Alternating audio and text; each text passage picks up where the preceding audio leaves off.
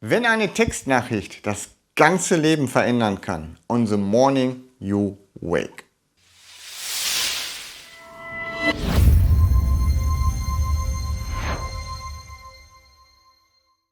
Ich begrüße euch zu einem neuen Video auf meinem Kanal. Ihr schaut Feuerweiz, ich bin's, der Sascha, und heute wird es mal ein bisschen ernster. Ich schaue in den VR-Film von Arte, den ihr jetzt im Quest Store kostenlos findet. On the morning you wake heißt das Ding.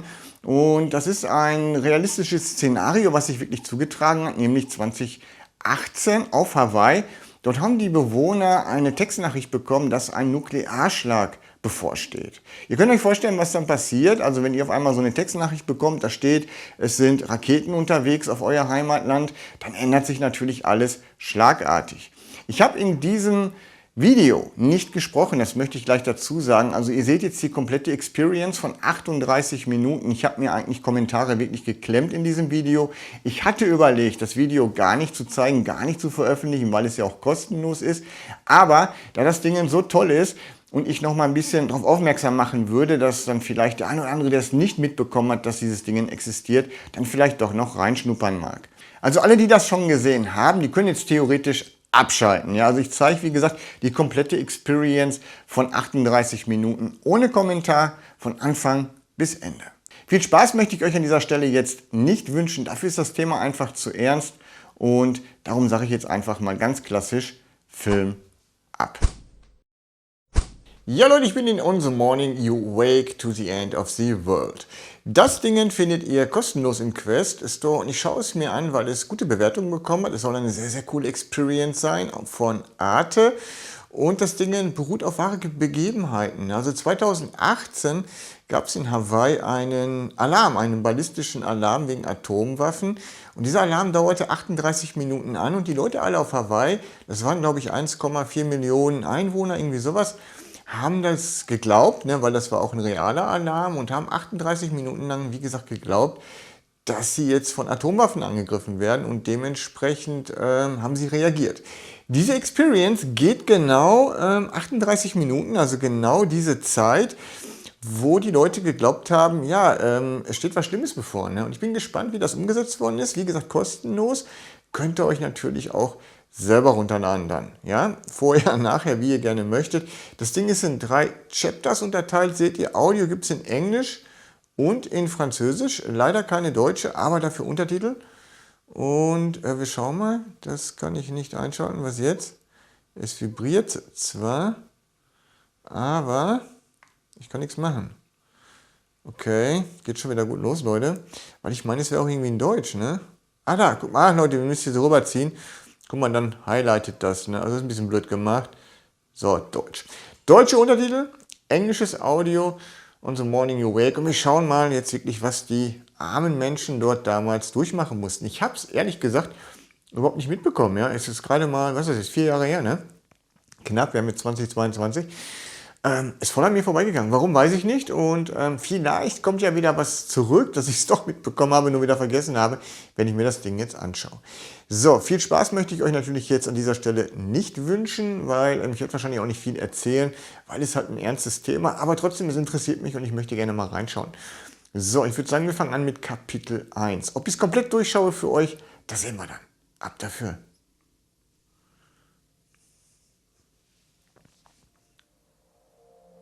On the morning you wake to the end of the world, take your body back to the kai, to the place our kupuna taught us life began. First pole, then coral, then slime, then a whole universe fitting into a space smaller than a grain of sand. Then air rising through the ocean, pulling the tides that make mountains, valleys, and the rivers that cut through them. Remember our Aina, for all the ways she had fed us. In the quiet darkness before the blast, dive yourself back into the depth of creation, recalling all the times your world has ended before.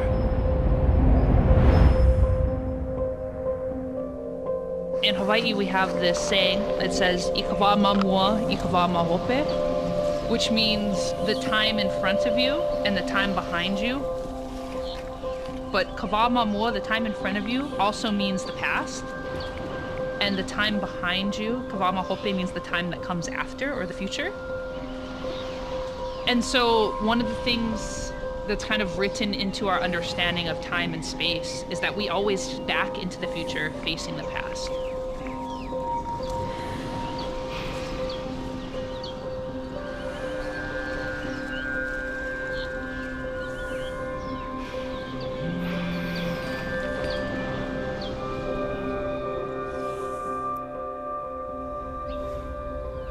We have so many beautiful sunrises here, but the sunrise was so unusual and so exceptional that Bruce said, I've got to go get the good camera and photograph it.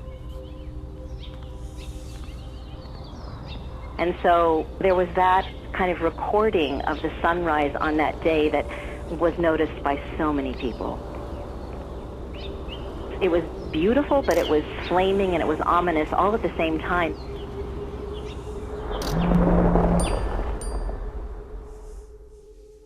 Also es ist optisch schon sehr mega gemacht, Leute, auf jeden Fall.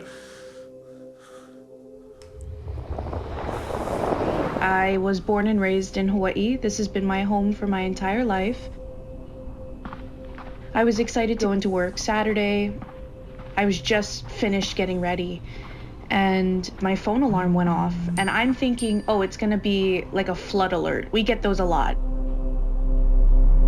But I looked down at it and I froze. Like, I looked at it and I could not believe what I was looking at.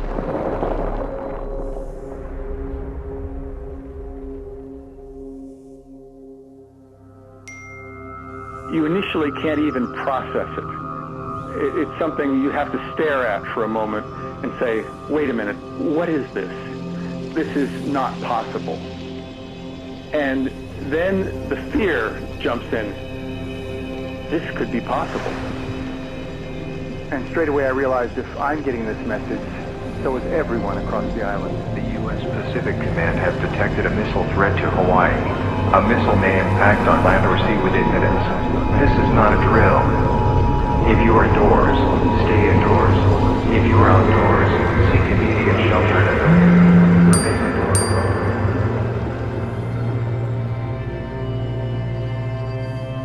There was this impulse, first to be with loved ones.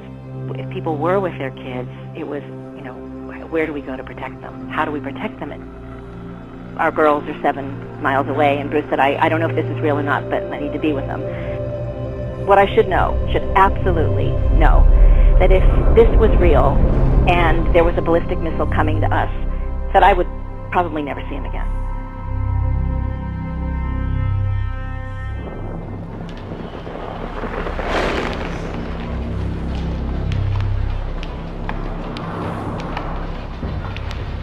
My sister first woke me up while I was having my beauty sleep, and then they told us that they just got a text that there would be a missile attack and that we would have to hide very safely so we don't get hurt.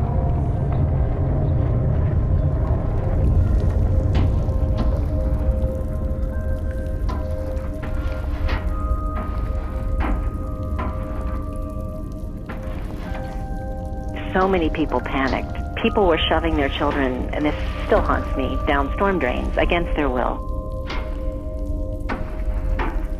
You know, how do you explain it to a child that has no idea what this is, but that it doesn't make any rational sense that we would live in a world where we would have to do this?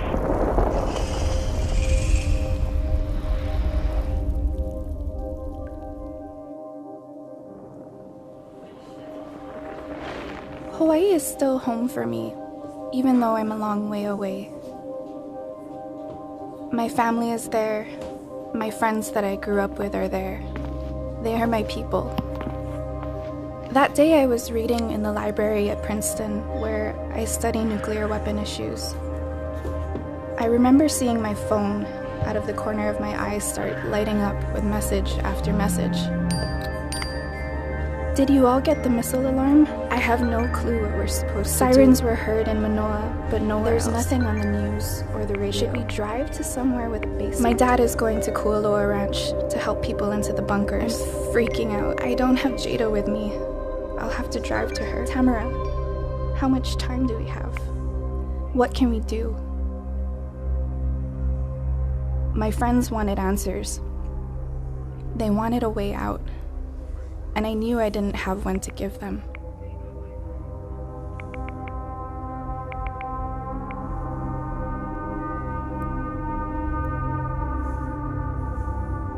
If this alert was real, people on the ground had 15 minutes or less. Even if this were only an average-sized nuclear weapon, much of Honolulu would be flattened by the initial blast wave. Beyond the flames, radiation from fallout would poison the beaches and the forests. Our home would become toxic and sick. Suddenly, I stopped thinking about nuclear weapons in terms of technology or security. I thought of them in terms of my family, my home.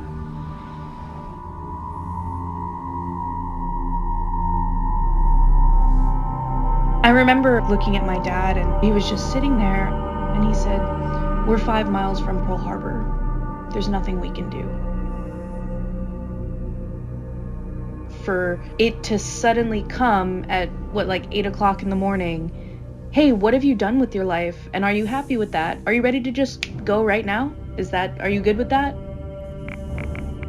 I quietly texted my best friend saying, "I love you, I'm really proud of you, and I know you're gonna do really good things with your life."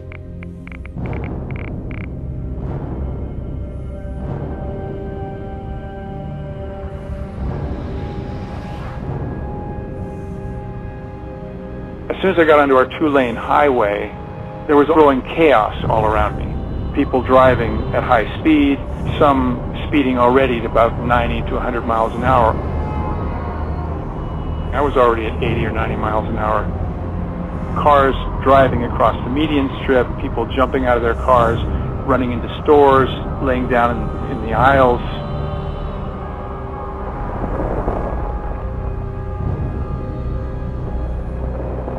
We were all in our pajamas and we just were running, and I started sobbing because I didn't want to die.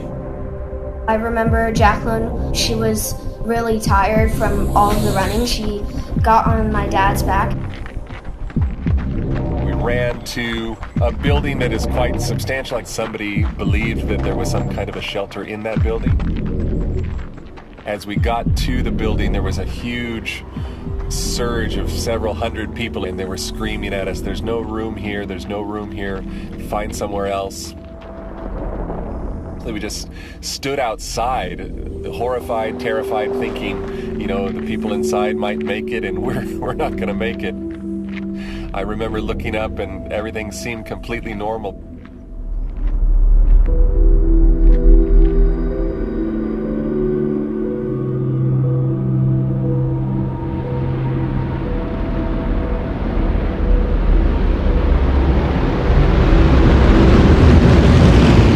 Grandfather always used to tell us about war and how it was scary and how it changed him. And then he used to always talk about Pearl Harbor and how what he heard were just loud airplanes, and they were flying over the mountains towards Pearl Harbor. And he said he saw one plane just went straight down into one of the boats. So he saw everything.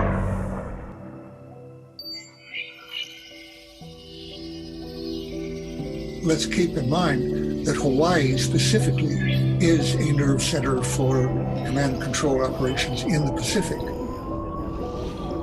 Enormous numbers of nuclear weapons are commanded from Hawaii and would be a target if there were a major attack for that very reason.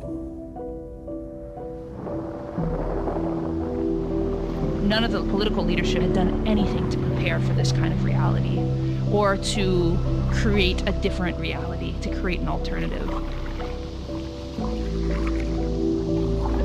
They said to take cover. What a ridiculous thing to say to people in the middle of the Pacific Ocean. Take cover? Well, let's just go paddle out into the ocean because there's literally nothing I can do in this moment.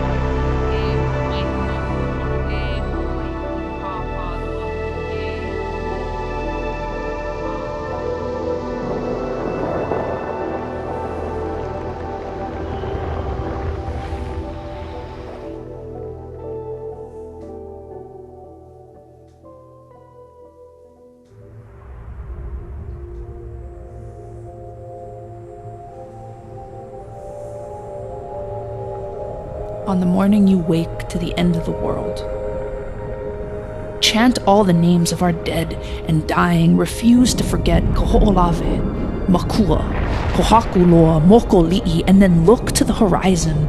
Call upon the memory of hundreds of tests carried across our oceanic backs. Bikini and Aneotak, Kirimati and Kalama, Meraringa and Imu, Maruroa and Whangaraufa, and all the unnamed caught choking downwind. Epeli Hauofa's beautiful sea of islands vision perverted into a sea of toxic waste. The enduring gift from our American, British, and French protectorates.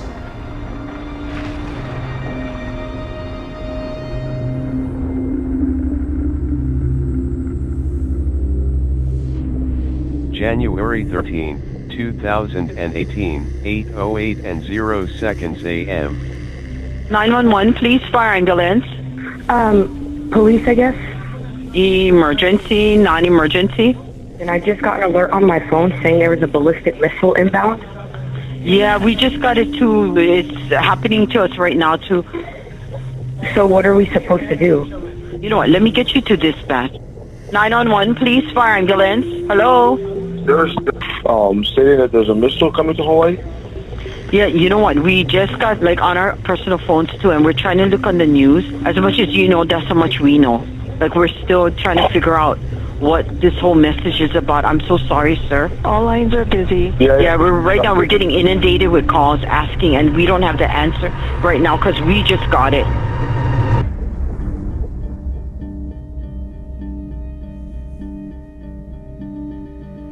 We called emergency services and they didn't have any advice for us. Nobody was tweeting from government officials. There weren't any emergency news alerts. There was just nothing. It was radio silence. And then we were on our own. So I'm looking through social media. All I'm seeing are my friends and family freaking out, tweeting things like, "Is this real? Is this real? What do I do?"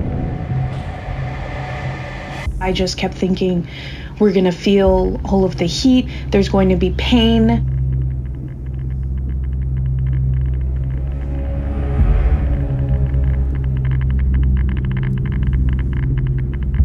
In Hiroshima, they have the shadows of people burned into ground and walls from how hot and intense the blast was.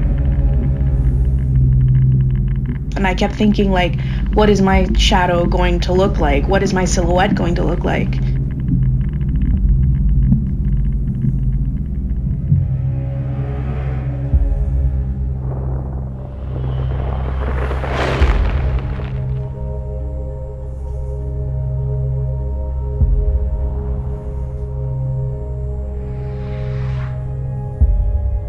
Well, I was 12 years old. On the day 1945, I was on the way to school that morning. Everybody in school died and nobody survived. If I'm born maybe a year later and I'm attending the elementary school, I'm not here to talk to you. When we see the flash and the big noise, our train stopped. We all jump off. we saw that mushroom shape of a cloud. We don't know what's going on. So we start walking toward the Hiroshima city. The people start coming. I thought we were going into hell because those people are all burned and skin, arms and face, all the just peeling off, and you cannot even tell man or woman. That's the image that I can never forget.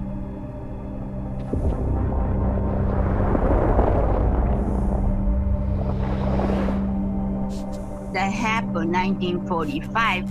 We have no warning. Bang, it happened.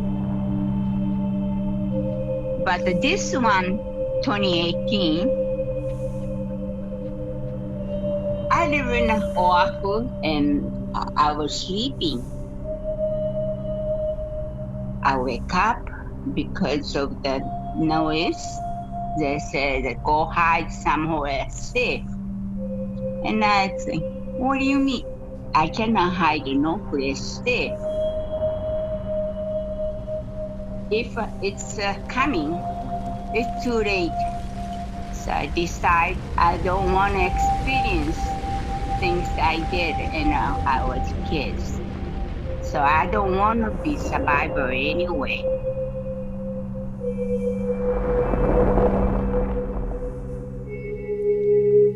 Hiroshima was destroyed with a single bomb, which has defined the nuclear age for most people.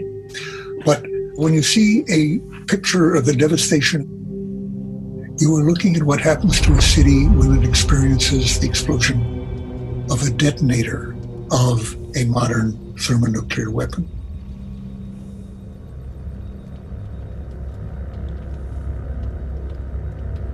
Modern nuclear weapons have a destructive force tens to hundreds of times more powerful than those dropped on Hiroshima and Nagasaki. If one were detonated over a metropolis like New York, Tokyo, Paris, or London, over 15 square miles would be flattened by the initial blast. Almost 50 square miles would be consumed by fire. About 1 million people would die instantly. The scientists who designed nuclear weapons said it best, that in all-out nuclear war, the living would envy the dead.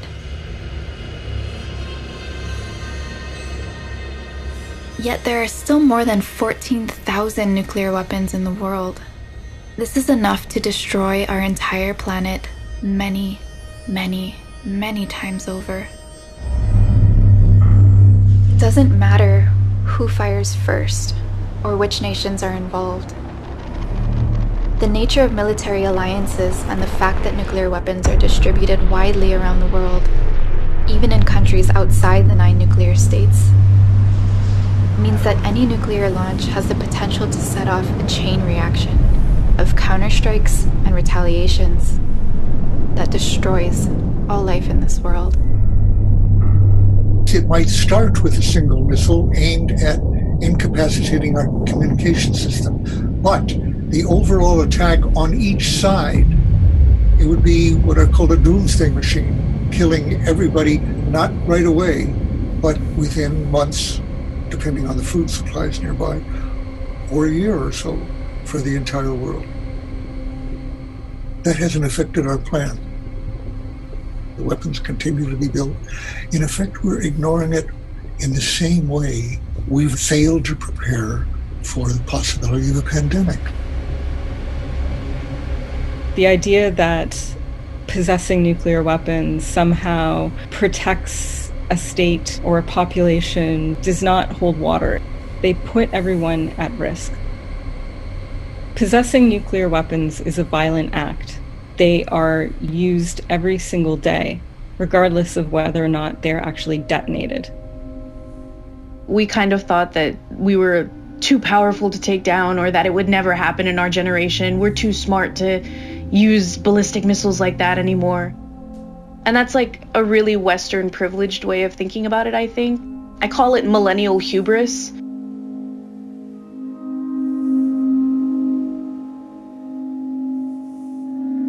When I arrived, my older daughter came out, who's 13. She said she was told to sit down and prepare to die. I looked in her eyes, and she was looking to me for comfort. She was looking for me to say it's going to be okay. There's no way to give a satisfactory explanation to your child as to why we live in a world that has nuclear weapons.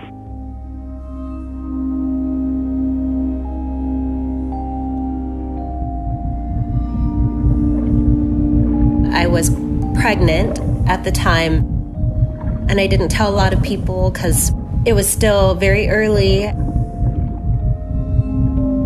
Having, this life inside of me that I'm so helpless I couldn't do anything to protect. It was just heartbreaking. Even if we live through this, what am I bringing this baby into? Like who's to say there's not another threat? I didn't call my daughter in Los Angeles until the last moment. But that's when I think this became most real for me. This is the child that I carried for 9+ months, that I suckled at my breast, that I gave everything I could to. When she picks up, I say, but I just want you to know that I love you. I love you. And she says, I love you too, Mom. And then there's just silence. What if it escalated, or if it was happening in other places, if we weren't the only people getting this ballistic missile alert? If this was the beginning of a civilization-ending event, a collective death experience for all of humanity.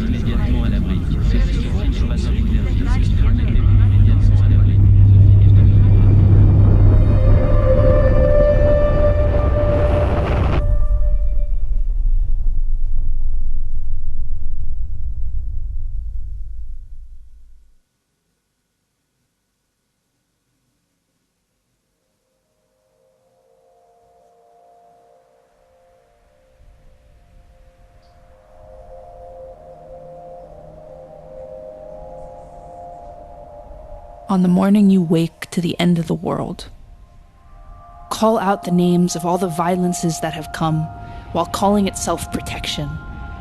All the ways we have been left to gather the shattered pieces, 2 island cities in the western corner of the Pacific, flattened to caricature, names rendered meaningless, carved over and over again into the blinding of our textbooks. Just enough of their shape remains to call foul at our hubris, but does nothing to slow the arrogant push of progress, all because the men with the plans called power promised us security behind the barrel of a gun, but none of it will save us the violence that will continue to come.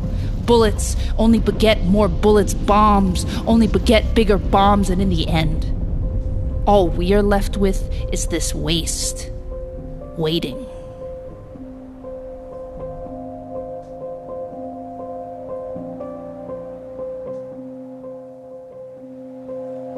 So we're just scanning the horizon. So we're looking for something to crash on the ocean. It was such a powerful moment for us. It was almost as if it might have been the last moment of us being a family together. My son was scared, and they kept saying, are we going to die? Are we going to die? I think my daughter was crying. And my son's like, can we pray, Mommy? I never forget that, because we don't pray. We never pray. And we just sat there and we literally waited.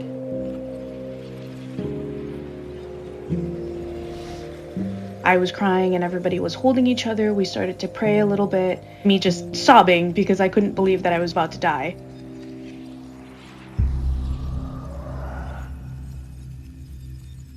And that's when I just noticed on my phone there was an alert. There was a notification from my best friend. The missile alert is false. It's a false alarm. Don't worry. Everything is okay. You're safe. What I felt in that moment was gratitude. Just gratitude. Everything was still the same, you know, and yet nothing was the same. It would never be the same. It was pandemonium in paradise after that alert was sent to phones throughout the state and broadcast on television. Members of Congress are demanding answers on why it took 38 minutes for a correction. Those responsible for this happening need to be held accountable and making sure that this cannot happen again. The FCC chairman called the false alert absolutely unacceptable and has launched an investigation. The people of Hawaii are justifiably livid. They demand answers, and so do we.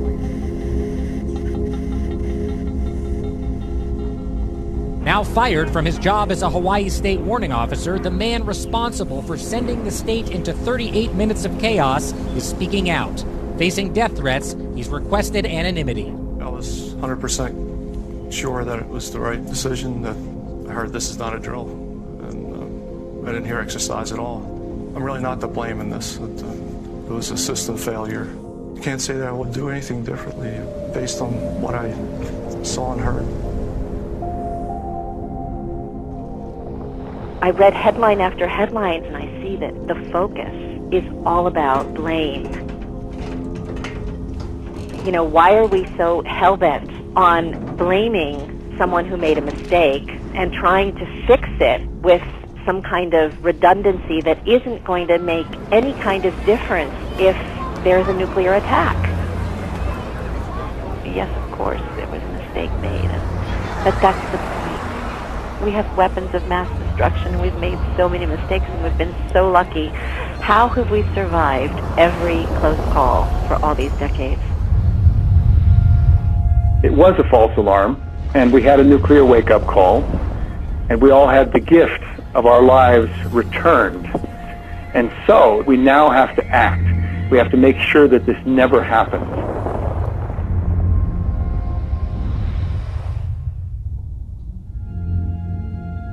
We can either wait for what almost happened in Hawaii to be a reality, or we can prevent it from ever happening anywhere in the world. There have been so many people affected by nuclear weapons in many different forms, and their voices are excluded from the elite debates about nuclear weapons.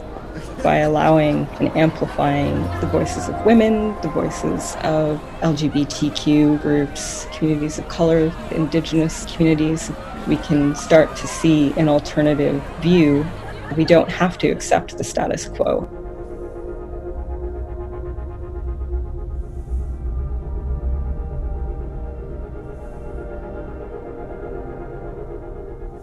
The first step in creating something new is having the courage to imagine that we could live a different way. We really need to come away from this individualism into understanding what it means to be a part of a community. The best place you learn about how to be in community with other people and with your land and with your resources is from Indigenous people, because they still know all those stories. It's not that the individual doesn't exist, but the individual is never at the front. That anywhere I walk, I'm not alone. Even if it's just my body standing there, right? I'm never alone. I have my ancestors, I have my community with me and beside me, both celebrating me and pushing me and holding me accountable.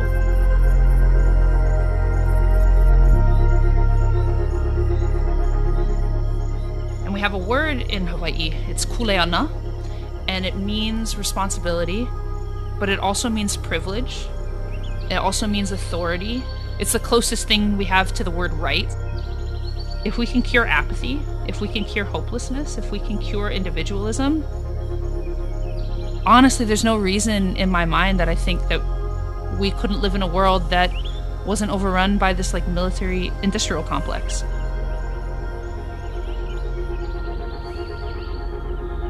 Over the decades, we've become very used to treating nuclear weapons as a political issue, as a partisan issue, as an issue of security and of strategic stability.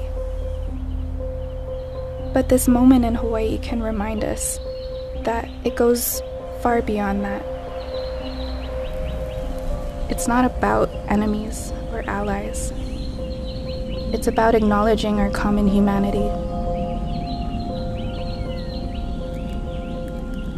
We have the tools to lift the nuclear shadow. We just need to use them.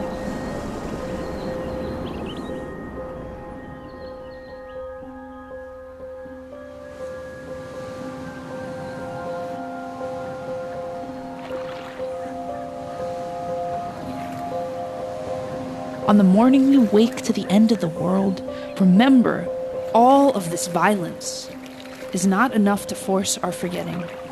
Our water, our moana, has a memory, and we are made in her image together, meaning we are intimately connected and infinitely powerful. So who but ourselves to hold us accountable, when none of what has been built will save us from what cannot be called back? Remember, this mo'o level, the air of change is heat.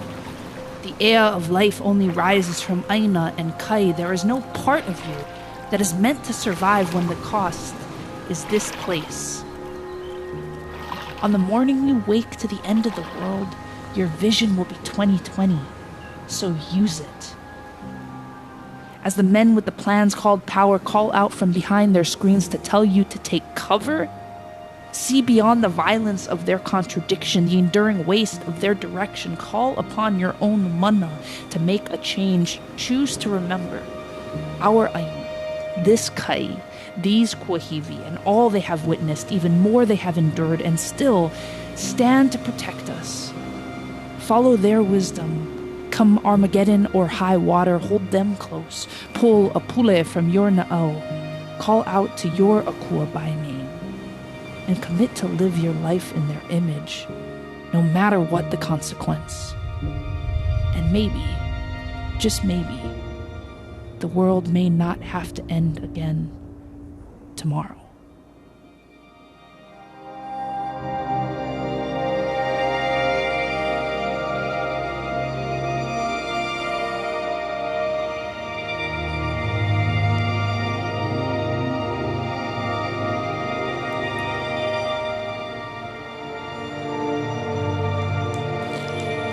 Ja Leute, das war die Experience und die war echt hart, muss ich sagen, ganz ehrlich. Also das kann jetzt in Flat gar nicht wiedergegeben werden, was man hier in VR erlebt, wenn das alles so erzählt wird mit den visuellen Effekten, mit dem Audio dabei, die Originalstimmen und so. Ihr habt gemerkt, ich habe nicht einen Ton gesagt, ne?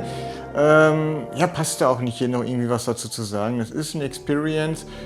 Ja, über Nuklearwaffen und so weiter, das habt ihr alles gesehen und gehört. Also, wenn ihr es euch noch nicht runtergeladen habt, ihr habt das jetzt vielleicht bei mir komplett in Flat gesehen, schaut es euch gerne nochmal in VR an. Ist echt ein Erlebnis, ist wirklich sehr, sehr toll. Und ja, mehr möchte ich auch gar nicht dazu sagen jetzt. Ich lasse das Ding jetzt erstmal ein bisschen wirken und ja, ein Fazit gibt es natürlich trotzdem, ganz, ganz klar. Und dazu sehen wir uns dann gleich. Ne? Dann bis gleich zum Fazit, Leute. Das war jetzt die komplette Experience, wie ihr sie kostenlos im Quest Store findet, und technisch ist sie wirklich sehr, sehr gut gemacht. Sie ist natürlich auch sehr, sehr bedrückend, aber ich fand das Ding wirklich sehenswert und darum habe ich es nochmal gezeigt.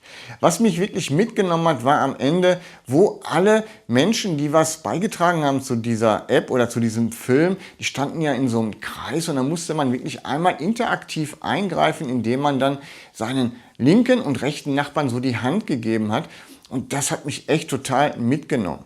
Ja, ich würde sagen, ihr lasst das Ding noch mal so ein bisschen wirken. Wenn ihr es in VR jetzt noch nicht gesehen haben solltet, dann holt das bitte nach, weil in Flat, hier in meinem Video, da kann das Ding das nicht wiedergeben, was man da wirklich unter der Brille erlebt. Wie gesagt, harter Tabak, aber sehenswert. Nochmal danke an Arte, dass das Ding auch kostenlos ist. Damit verbreitet sich das natürlich viel, viel mehr und es regt natürlich, wie gesagt, zum Nachdenken an. Ich möchte jetzt auch an diesem Video ganz klassisch einfach Danke fürs Zuschauen sagen. Ich werde auf alles verzichten, was ich sonst immer hinten dran hänge, weil dafür ist mir wirklich das Thema einfach zu ernst. Danke, dass ihr euch das angeschaut habt und wenn ihr es, wie gesagt, noch nicht mit der Brille geschaut habt, dann schaut es euch jetzt an. Bis zum nächsten Video, euer Sascha. Ciao.